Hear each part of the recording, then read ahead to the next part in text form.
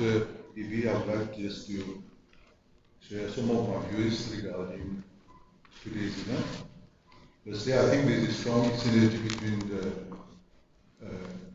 private sector and the public sector.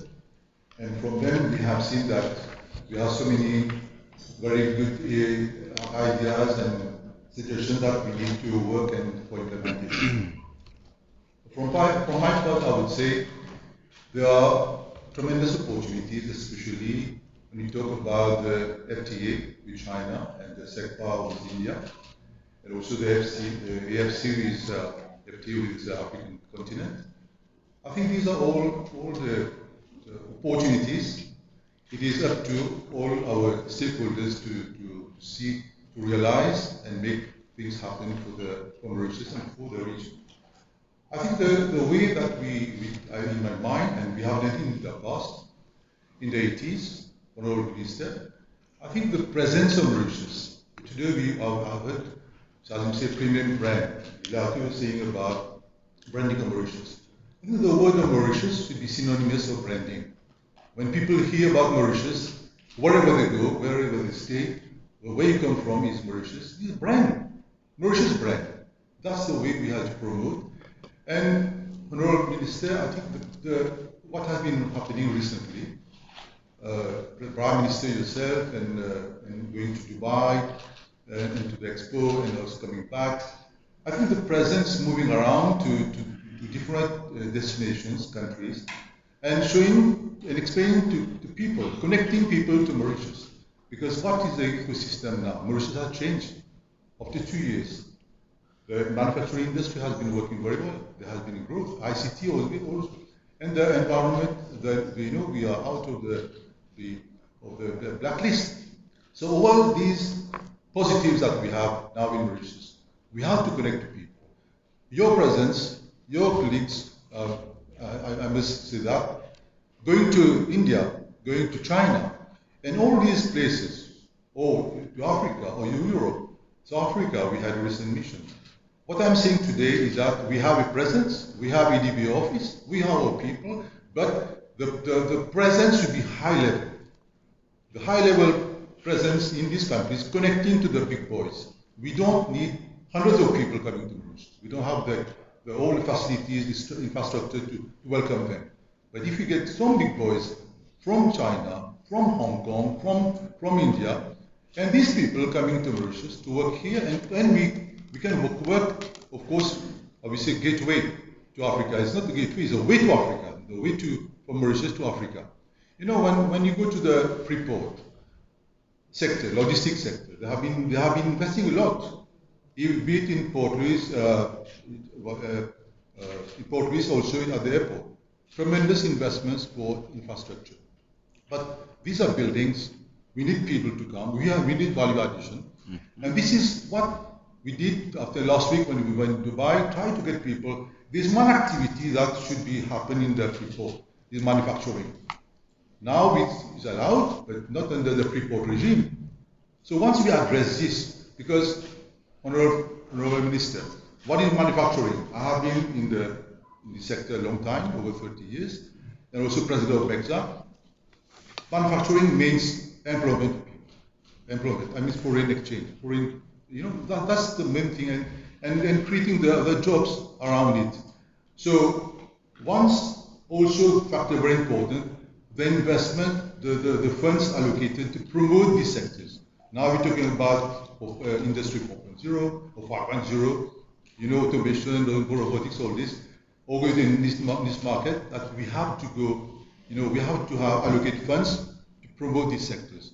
Because I know you have funds for tourism, you have funds, but I think for the manufacturing also, that will be due. But the presence, I'm saying, I'm going back again, the presence at high level to these countries, not only roadshows with hundreds of people, but targeted groups of people, different sectors, subsectors, and our EDB officers should be aligned, should be supportive, preparation that when you go on, people may not be happy about traveling like this, but we need to travel. We need high-level people to connect with them, and that, I think the word I will use to conclude, we have to reposition Mauritius. and the brand is there. We have to tell people, come to Mauritius and do your business and go let's connect to Africa. I will have a few words for. Thank you. Merci Eric. Monsieur Demaraj, secrétaire financier, Monsieur Kona Irukunundu, premier sous-gouverneur de la Banque de Maurice, Monsieur Emraj Ramniat, président de l'IDB, Monsieur Ken Kunusami, directeur général de l'IDB, représentant du secteur public, du secteur privé et de la communauté des affaires, amis de la presse, chers invités, mesdames et messieurs, bon après-midi à tous, même si c'est un peu, je pense, un peu plus que l'après-midi maintenant. C'est toujours une joie pour moi d'être présent dans ce genre de rencontre parce que c'est le genre de rencontre qui nous permet d'avancer. Nous nous rencontrons pour la première fois cette année et pour la troisième fois depuis le lancement des réunions du dialogue public-privé qui s'était déroulé le 5 juillet 2021. Je rappelle que cette initiative s'intègre dans notre stratégie, dans la stratégie du gouvernement portée par le Premier ministre de considérer tout le monde pour développer notre plan économique, notre stratégie économique, notre vision économique. C'est pour cela que, bien avant le budget,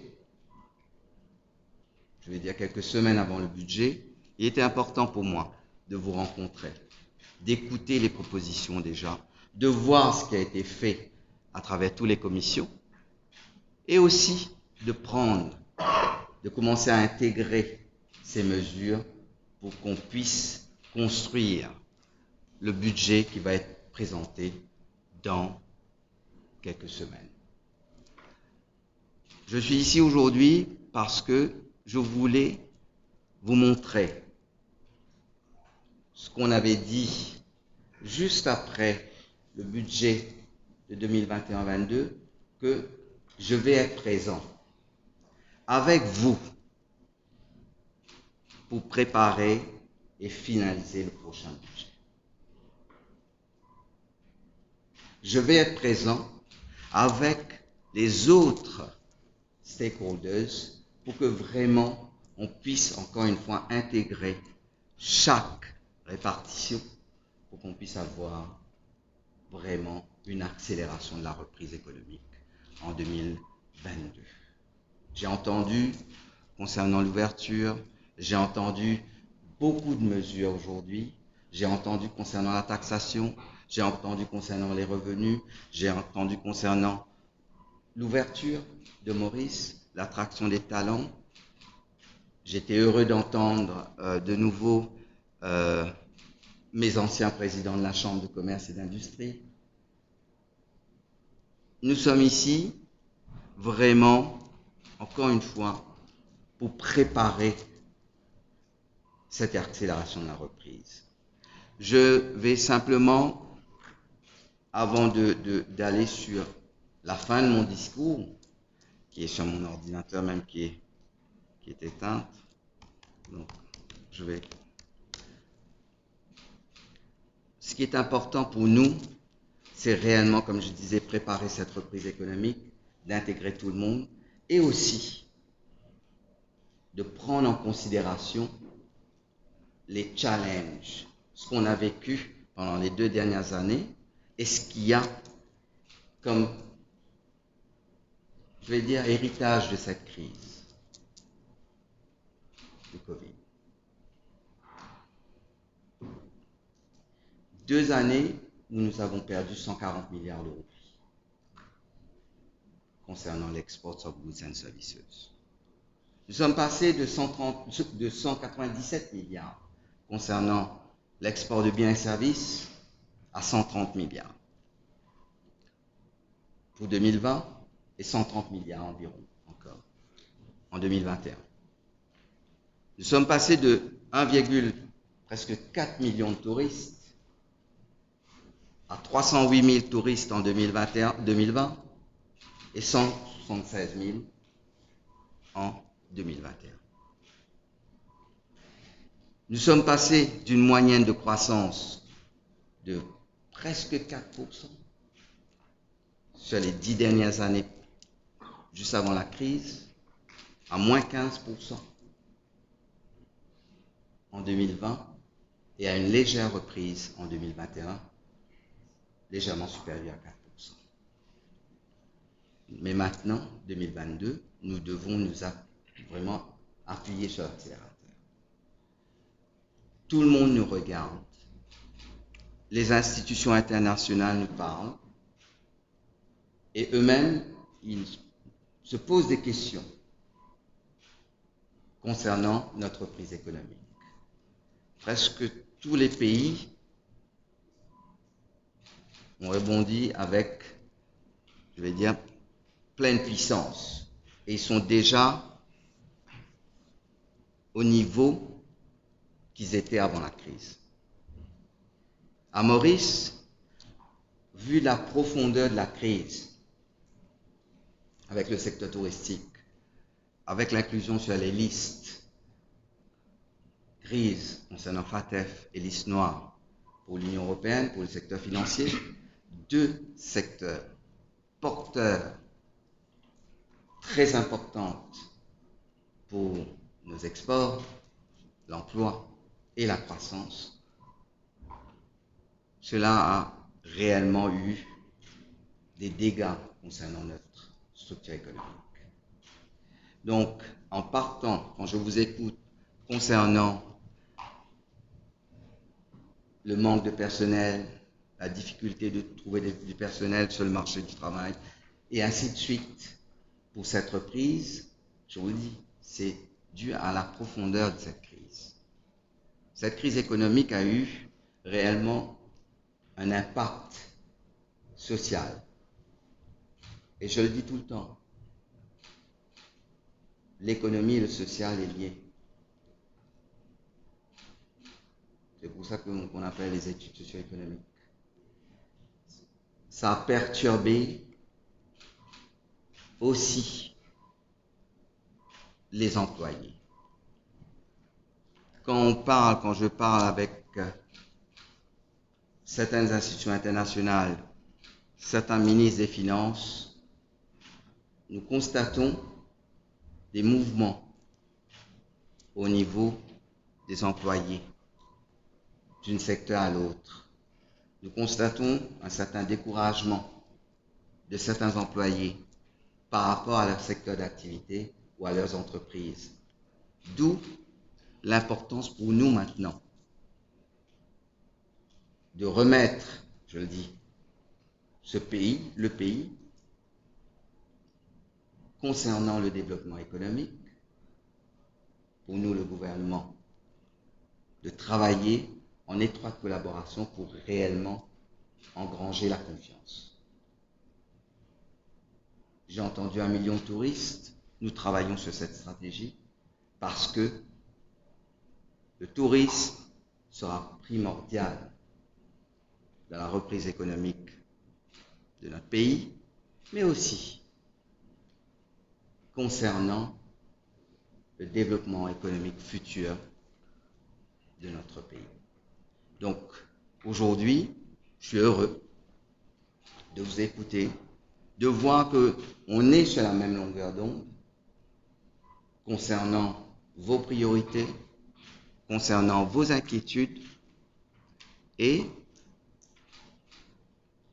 nous allons, avec mon équipe, avec l'équipe PDB, avec un peu tous les stakeholders, on va travailler, j'aime bien cette expression, main dans la main, pour réellement appuyer, accélérer la reprise économique en 2022 et aussi donner tort aux prévisions de certaines institutions internationales sur le moyen et long terme concernant notre pays.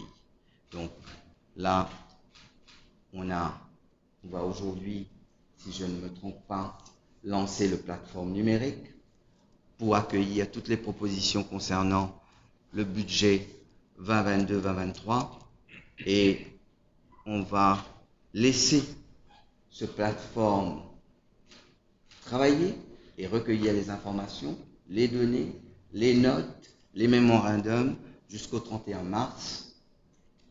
Et pendant cette période, nous aurons aussi des consultations. On n'a pas encore les dates concernant les consultations avec tous les acteurs de la société et du monde, de la communauté des affaires. Et notre but,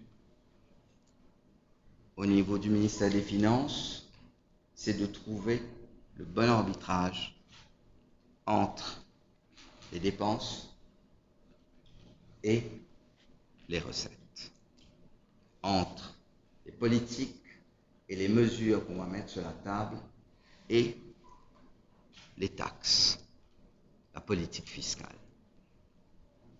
Nous avons des défis qui arrivent maintenant avec ce qu'on voit avec la guerre en Ukraine. Nous savons très bien la répercussion que cela peut avoir sur les prix, sur le moral, sur la confiance, sur le mouvement des gens et des investisseurs. Donc, nous devons aussi, en tant que gouvernement responsable, ne pas nous mettre penser en isolation et penser aussi à ce genre de crise et à se préparer à affronter cette nouvelle crise. Merci. Et je crois qu'on va lancer... c'est où? Comment? C'est derrière, je vois. C'est sur le...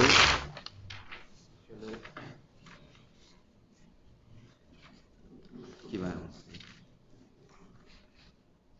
Voilà.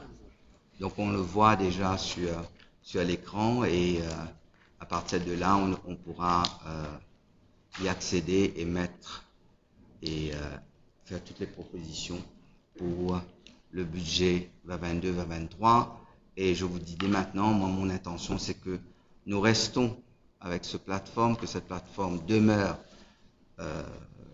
vivante après le budget pour toujours recueillir les notes et les informations, je vais dire, de tous les acteurs économiques et de toute la population.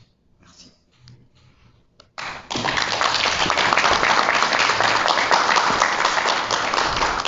Vous comprendrez que je ne vais pas trop élaborer concernant les mesures que j'ai regardées.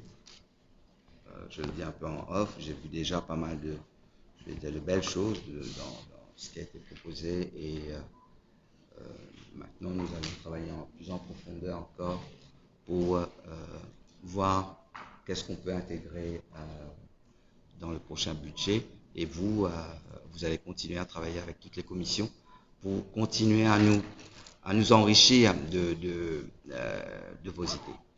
Merci.